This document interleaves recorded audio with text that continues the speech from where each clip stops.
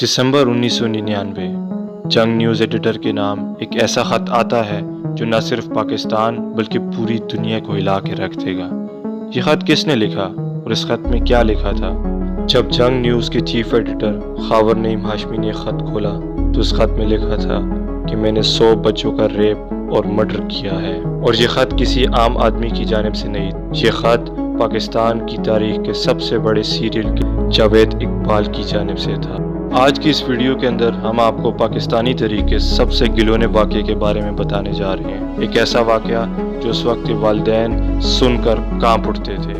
जब जंग न्यूज़ के चीफ एडिटर ने ये ख़त खोला तो उस ख़त के अंदर उसके तमाम जुर्मों की तफसीलात लिखी हुई थी। इस ख़त में लिखा था कि उसने 100 बच्चों के साथ ज़्यादती की है और उनको कत्ल किया है और बच्चों की उम्र 6 से 16 साल के दरमियान। इसके अलावा उसने लिखा हुआ था कि मर्डर्स की तमाम तफसीलात डायरी के अंदर मौजूद है और 32 पेज की नोटबुक कमरे में पड़ी है, वही कमरा जहाँ पर वो बच्चों के साथ ज़्यादती करके उन्हें मारा करता था।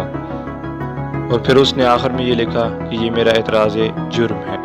अब सवाल ये आता है कि वो पुलिस के बजाय न्यूज़ चीफ एडिटर को क्यों ख़त लिख रहा है, उसने ऐसा क्यों किया? अब ये खबर पूरे पाकिस्तान में ऐसे फैल चुकी थी जैसे जंगल में आग हो।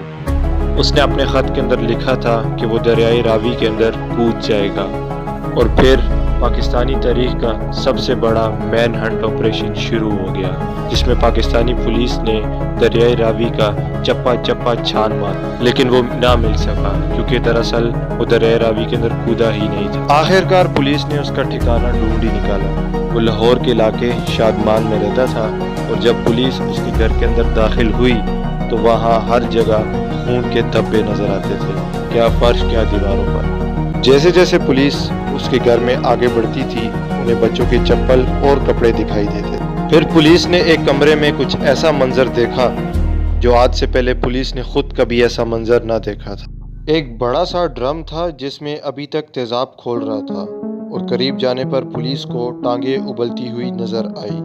ड्रम के पास एक नोट पड़ा था जिस पर लिखा था कि ये लाशें जान कर छोड़ी गई हैं ताकि पुलिस को ये मिल सके। कमरे में एक चेन थी और पिक्चर्स भी बहुत ज़्यादा मौजूद थी जो एक गैलरी की शक्ल में रखी गई थी और ये पिक्चर्स उन बच्चों की थी जो इसका शिकार बन चुके थे, यानी जिन्हें ये मौत के घाट उतार चुका था। इन पिक्चर में वाज़े तौर पे देखा जा सकता था कि मौत से पहले उन बच्चों के क्या हालात होते थे। कमरे के एक कोने में 5 प्लास्टिक के बैग मिले थे। इन प्लास्टिक के बैग्स में 85 यानी 85 चप्पल के जोड़े थे और इसके अलावा बच्चों के कपड़े। इसके अलावा पुलिस को एक डब्बा मिला जिसके अंदर जिंदा सांप थे। जी हाँ, जिंदा सांप। इस बात का तो आज तक ना पता चल सका कि उसने घर में सांप क्यों रखे हुए। मजीद तलाशी पर बहुत सारी बोर्ड गेम्स भी निकली जो बच्चों को खेलने के लिए दिया करता था। एक पुलिस वाले को नीचे से एक वीडियो कैसेट मिली जिस पर लिखा था द बीस्ट इन हीट। दोस्तों, ये एक इटालियन मूवी थी जो कि एक जिनसी दरिंदे के ऊपर बनी हुई थी। दूसरी दीवार पर पुलिस को एक और नोट मिला जिस पर लिखा था दुनिया इस तरह के बदले को हमेशा याद रखेगी। लाशें गटर से इसी तरह तैर कर गई हैं जिस तरह मेरा खून हो। लेकिन सवाल ये है कि ये कौन था और ये ऐसा क्यों बना? जाहिर है हर मुजरिम के पीछे कोई ना कोई कहानी छुपी होती है। वो मोहम्मद अली मुग़ल का छठा बेटा था। उसके वालिद मोहम्मद अली मुग़ल एक बिजनेसमैन थे। जावेद के पास सब कुछ था तकरीबन जो कुछ एक नॉर्मल इंसान को चाहिए होता है, यहाँ तक कि उसके वालिद ने उसे स्टील रिकास्टिंग का बिजनेस भी सेटअप करके दिया था और लाहौर के इलाके शादमान में उसे एक घर भी खरीद कर दिया था। देखने में तो वो एक ठीक ठाक पढ़ा लिखा आदमी लगता था, लेकिन ये बात दरअसल सच नहीं थी क्योंकि इस नॉर्मल दिखने वाले इंसान के पीछे एक गिलोना जानवर मौजूद। मुजरिम बनने के पीछे उसकी कहानी थी और वो कहानी ये थी कि लाहौर पुलिस की जानिब से उस पर एक इल्ज़ाम लगाया गया था। 90 की दिहाई के अंदर एक बच्चा जो घर से भागा हुआ था उसके साथ ज्यादती करने का केस जावेद इकबाल पर डाल दिया गया था, जबकि जावेद इकबाल ने ऐसा कुछ नहीं किया था। बात यहाँ पर ही ख़त्म नहीं हुई थी।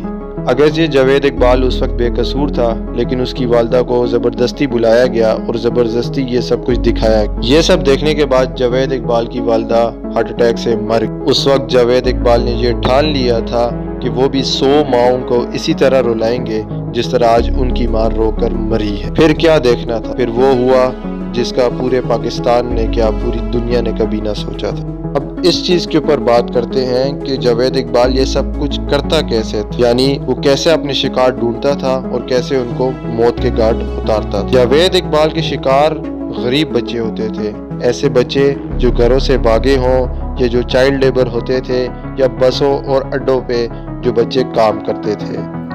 وہ اکثر ایسی جگہوں پر جاتا اور یہ نوٹ کرتا کون سا بچہ اس کا شکار بن سکتا ہے۔ جاوید اقبال اپنے شکار کو پہلے ایک اچھی سی جگہ کھانا کھلانے لے کر جاتا، ساتھ میں دونوں مووی دیکھتے اور پھر اسے اپنے گھر جاتے ہی سب سے پہلے وہ اس کے جوتے اتارتا، اس کو نئے جوتے دیتا، بچے کی پاسپورٹ سائز فوٹو لیتا، پھر وہ رات کو بچے کے ساتھ زیادتی کرتا اور بچے کا پھر گلا گھونٹ کر اسے مار دیتا۔ مارنے کے بعد تیزاب کے بڑے سے ڈرم میں پھینک دیتا تاکہ اس بچے کی کوئی باقیات نہ بچ سکے۔ اس طرح وہ اپنا کام سر انجام دیتا اور اسی طرح اس نے 100 کے قریب بچے مارے۔ شروع میں تو یہ اکیلا ہی تھا، لیکن بعد میں 2 اس کے شکار اس کے ساتھی بن گئے۔ وہ اس کے ساتھی کیسے بنے؟ وہ اس طرح بنے کہ وہ بھی شکار بن کر آئے تھے، لیکن ان لوگوں نے اس کے ساتھ ملنے کا فیصلہ کر لیا۔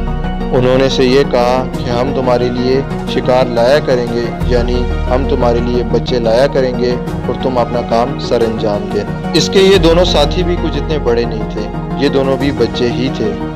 30 دسمبر 1999 کی صبح ایک شخص اردو ڈیلی نیوز پیپر کے دفتر میں داخل ہوتا ہے اور بلند آواز میں کہتا ہے، میں ہی ہوں جاوید اقبال، 100 بچوں کا قاتل۔ میں اس دنیا سے نفرت کرتا ہوں اور میں بالکل بھی اپنے کیے پر شرمندہ نہیں ہوں، میں مرنے کے لیے تیار ہوں۔ پولیس اس کے ساتھیوں کے پیچھے ہاتھ دھو کر پڑی ہوئی تھی اور اسی دوران پولیس کو ملی پولیس نے اس کے سارے ساتھی سہاوا سے پکڑ لیے، لیکن ان میں سے ایک جس کا نام بلا تھا اس نے پولیس کی کسٹڈی کے دوران ہی سوسائڈ کر لی۔ بہرحال 30 دسمبر 1999 کو جاوید اقبال کو اریسٹ کر لیا گیا اور اس کا ٹرائل شروع ہو گیا۔ پھر دن آیا 16 مارچ 2000۔ یہ دن تھا جمعرات۔ اس دن پاکستانی تاریخ کا ایک ایسا فیصلہ کیا گیا جو اس سے پہلے کبھی نہ ہوا تھا۔ جج علا بخش رانجھا نے فیصلہ دیا اور یہ فیصلہ تھا تمہارا بھی پہلے گلا دبایا جائے گا ان بچوں کے والدین کے سامنے، اور پھر تمہارے بھی 100 ٹکڑے کیے جائیں گے جو کہ 100 بچوں کو ظاہر کریں گے،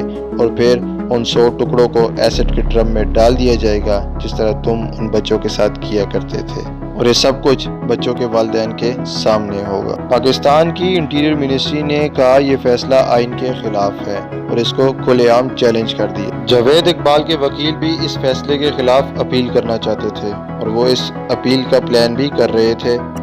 ساتھ ہی ساتھ جاوید اقبال نے اپنے وکیل کو بتایا تھا کہ پولیس ان پر تشدد کرتی ہے اور انہیں پولیس سے خطرہ ہے۔ بعد میں جاوید اقبال نے جج کو یہ بتایا کہ اس نے یہ سب جھوٹ بولا تھا، صرف اس لیے جھوٹ بولا تھا تاکہ معاشرے میں بچوں کے ساتھ جنسی زیادتی اور غلط کام کا گورنمنٹ کو پتہ چل سکے، اور یہ سب ویسٹرن ڈیٹیکٹیو سٹوریز پہ بیس کرتا تھا۔ لیکن جج کو اس کی یہ سب ایکسپلینیشن کنونس نہ کر سکی اور جج نے پھر وہی فیصلہ دیا جو انہوں نے پہلے کیا تھا۔ 8 اکتوبر کی رات کو جاوید اقبال نے پھر کچھ ایسا کیا جو کسی نے نہیں سوچا تھا۔ جاوید اقبال نے سوسائڈ کر لیا اور اسی کے ساتھ ان کے ساتھی نے بھی اسی رات سوسائڈ کر لی، لیکن کہا جاتا ہے کہ یہ پولیس کے تشدد سے مرے تھے۔ وجہ چاہے جو بھی ہو، برائی کا انجام ہمیشہ برا ہی ہو۔ اور اسی کے ساتھ جاوید اقبال جاتے جاتے اس دنیا میں ایک گھلونی تاریخ رقم کر گیا جو کہ آنے والی نسلیں اسے یاد رکھیں گی کہ ایک ایسا انسان بھی تھا جو اتنا گر چکا تھا کہ اس نے معصوم بچوں کو بھی نہ چھوڑا تھا۔ اگر آپ کو یہ ویڈیو اچھی لگی تو کامنٹ کریں اور ویڈیو کو لائک کریں۔ مزید اسی طرح کے انٹرسٹنگ فیکٹس اور سٹوریز جاننے کے لیے ہمارے چینل کو سبسکرائب کریں۔